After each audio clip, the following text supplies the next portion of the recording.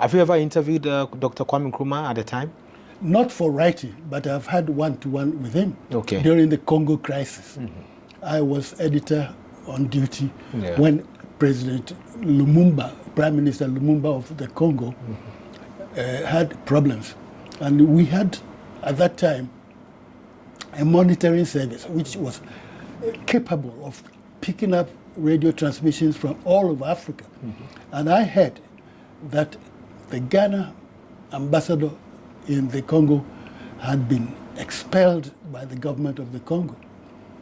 At that time, Ghana had sent soldiers, artisans, and a whole lot of people to the Congo. So I realized that if we broadcast that news, people would panic. They say, hey, if we have no embassy in the Congo and our people are there, what will happen to them if anything occurs?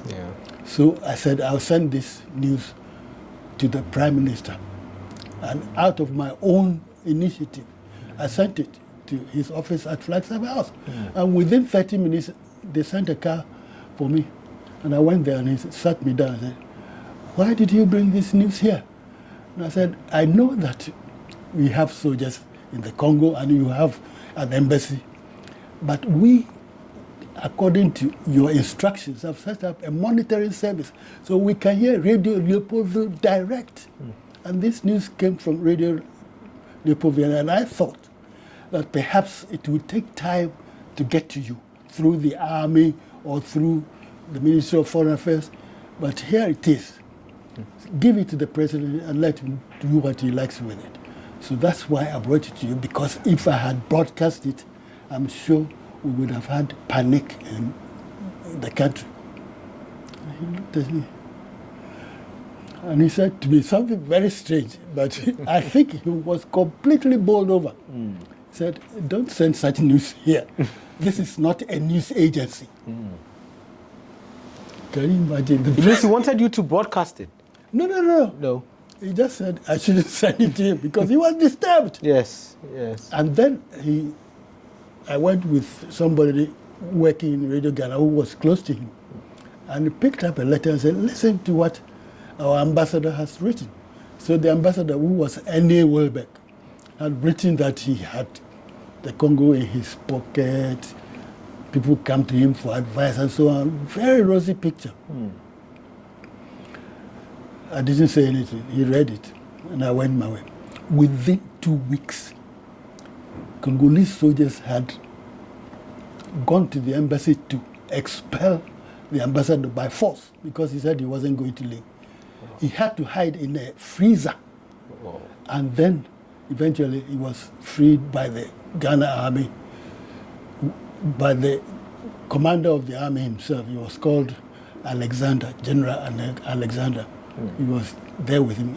Alexander went to the embassy, picked him up from the freezer, and drove him to Leopoldville Airport and put him on a plane. And I looked at myself and said, yeah, this is not a news agency. Yes. So if they had worked on it, probably that wouldn't have happened and it could have prevented maybe some damage. That wasn't my business. Yes. My business was to make sure that my fellow countrymen in the Congo were safe. And you send them there, they are facing problems. You have to know.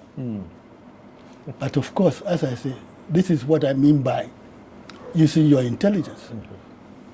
You go and broadcast it, everybody will hear about it. And your brother is a carpenter who has been sent to the Congo to help them. His brother is an electrician. His brother is in the army. What would they think? So,